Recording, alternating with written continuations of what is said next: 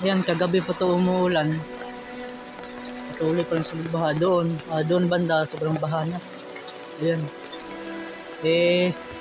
Nung kagabi, sobrang laki talaga ng tubig. Ayan, hanggang umapaw din sa maitim.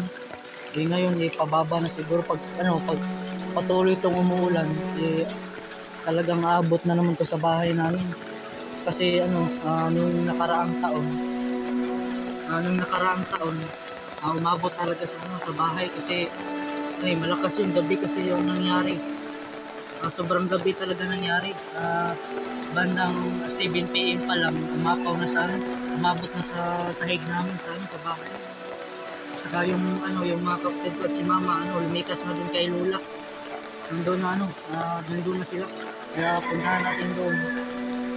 Ang kalagayan nila. So kalaki na talaga yung tubig. Kasi noon hanggang umabot dito mga kadanso doon sa bandang sa maitim yung nakaraang taon.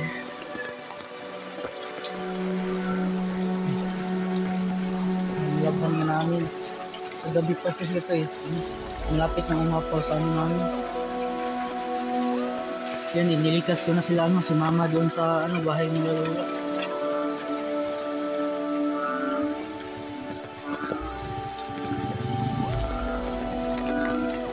Bahay natin. Yung sapa doon, umapaw na talaga. Yung sapa doon, doon banda sa umapaw na yung sapa doon. So kaya doon nang galing ang sapa. Ayan di ako makapunta doon kasi yan yung sapa, umapaw na talaga yung yan. Ayan. Yung sapa na puti.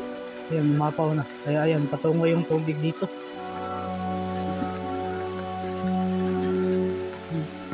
Baha na talaga kung pagpatuloy pa to. Buti na nga sa gabi nangyari. Kung hindi to sa gabi nangyari, kung hindi to kung sa gabi to nangyari, tsak pa lalakas yung ulan. Yang kaso nalabanan ng araw yung nalabanan yung araw ng ulap. Kaya kaya di gano'n siyang malakas.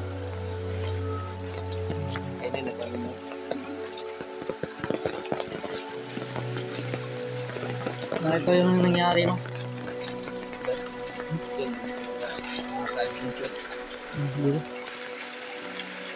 Kaya yan, patuloy talaga sa paglakas ng ulan. Kaya nga yung ayan, na nila yung tubig. Sobrang lakas talaga ng ulan.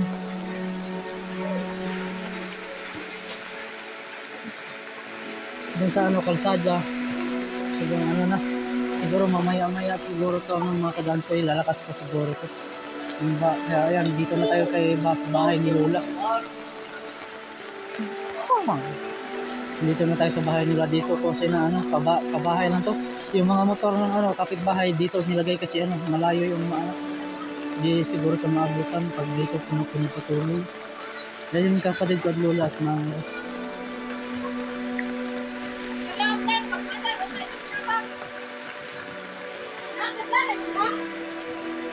ayan, sobrang na talaga sobrang baha na talaga. Yun yung tubig na kinukuha namin.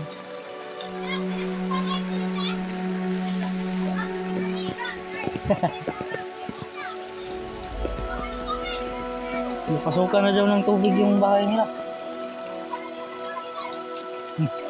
Dito tayo, pupunta tayo dito pasukan naman tubig yung bahay nila. May kanal para dito. Umabot na sa Balaydan. Wala na sila sa inyo, ha? Wala man. Nakita. Kita din ni Jok-Jok. Ilang balay na unsa na. Nandali ako na ita. Gusto na. Ulit dyan. Nabot ya sa kuno. Oo, ang kwarto. Wala, hindi na.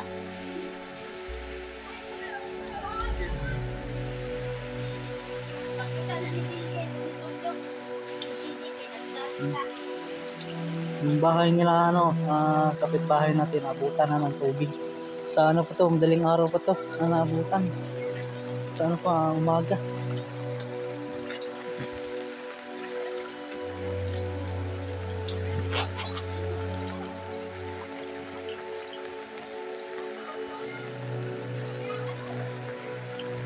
So ayan no, malapit na yung sobrang baha na talaga. Wala pa naman akong sinilas na ako eh.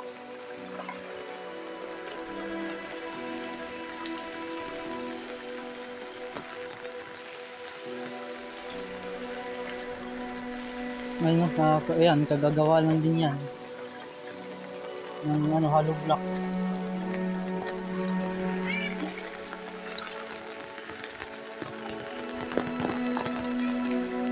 Yung iba lumikas na. Ayan, dito yung kalsada. Ito yung kalsada. Kasi nung sapa doon sa main. Ito yung aso ng kapitbahay namin. Kawawa talaga eh. Gusto ko kunin kasi baka kagatin ako eh. Kanina na itong umaga lalakad. Pinumagahan ng naglalakad. Humanap siya ng tapos di tanggap ng may-ari. Ayan, tumatawag na naman yung isa. Kasi patungo daw kami sa may tulay.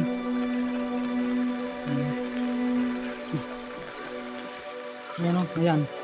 Ngayon pa yan hindi kasi yan yung tawag dyan. Hindi kasi yan yung tubig. Yan. Nagtaka rin ako yung baha pa na pagbaha pa siya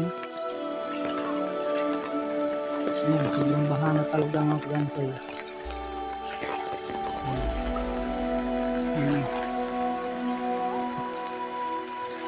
Diyan malalim na yan pag pumunta ako dyan hanggang biwang na siguro yung ayan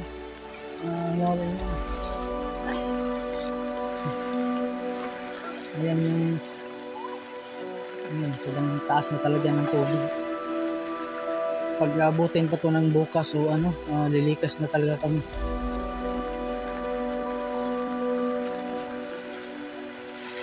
Nalapawan na nyo te? Nalapawan na nyo? Wala pa siya dito. Wala ba rin? Nadaplo yung itong sapa. Ako. Wala lagi. Okay, sumumano ino.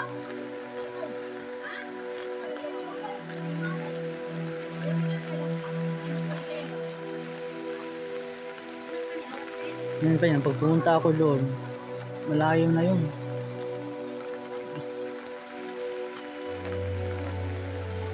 Yan nakakaawa talaga tong aso talaga eh. Hindi niya na siguro alam kung anong gagawin niya, kung saan siya pupunta. Yung may-ari walang pakialam. Yan. Ay. Dito na yung nangyari sa bayan namin. Siguro mamaya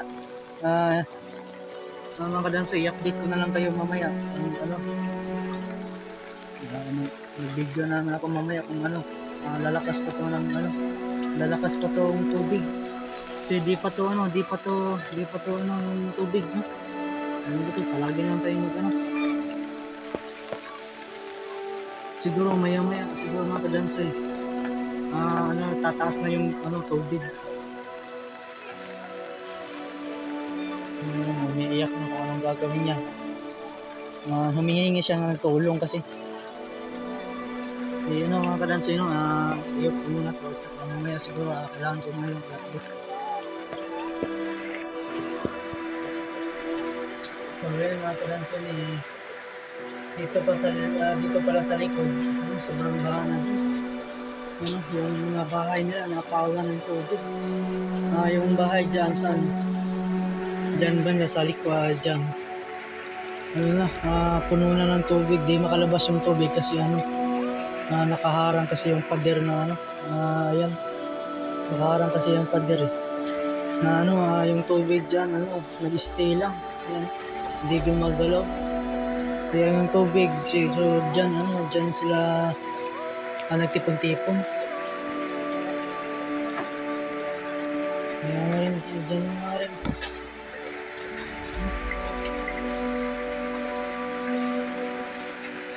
Yung ba talaga? Ayan pa. Sabi at saka dyan din.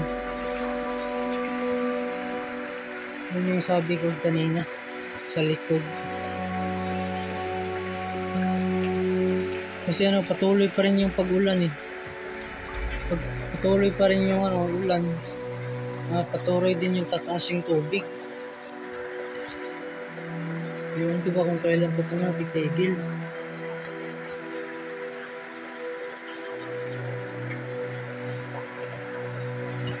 Yan na yung kalagayan namin ngayon. Napasukan na kami ng tubig sa bahay. Dito rin sa kanila, pumasok na rin tubig dyan.